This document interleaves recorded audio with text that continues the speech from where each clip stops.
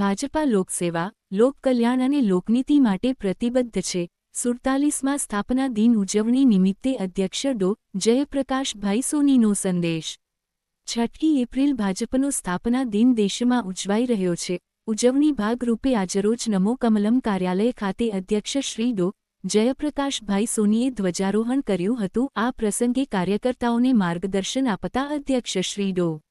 જયપ્રકાશભાઈ સોનીએ જણાવ્યું હતું કે જનસંઘથી ભાજપા સુધી સતત અનેક સંઘર્ષો અને પડકારોનો સામનો કરી પાર્ટીના કાર્યકર્તાઓએ પંચાયતથી પાર્લામેન્ટ સુધી સફળતા અપાવી છે। ત્યારે પાર્ટીનો મૂળ મંત્ર અંત્યોદય છે। સત્તા દ્વારા સમાજના છેવાડાના ગરીબ માનવીઓ માટે સેવા કરવાનો અવસર મળેલ છે। ભાજપ લોકકલ્યાણ, લોકસેવા અને લોકનીતિ માટે પ્રતિબદ્ધ છે। આજે 47મા સ્થાપના દિન નિમિત્તે સમગ્ર કાર્યકર્તાઓમાં ઉત્સાહ જોવા મળી રહ્યો છે। પાર્ટીને પંચાયતથી પાર્લામેન્ટ સુધી સફળતા અપાવવા બદલ પાયાના કાર્યકર્તાઓને સ્થાપના દિનની શુભેચ્છા પાઠવી હતી।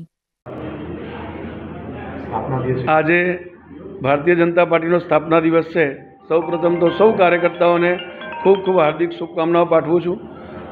ભારતીય જનતા પાર્ટીની સ્થાપના 6 એપ્રિલ 1980ના રોજ થઈ હતી। મૂળતઃ જનસંઘમાંથી ઉદ્ભવેલી ભારતીય જનતા પાર્ટી છે। ભારતીય જનતા પાર્ટી એ વિચારધારાની પાર્ટી કહેવામાં આવે છે। એનો વિચાર છે અંત્યોદયનો।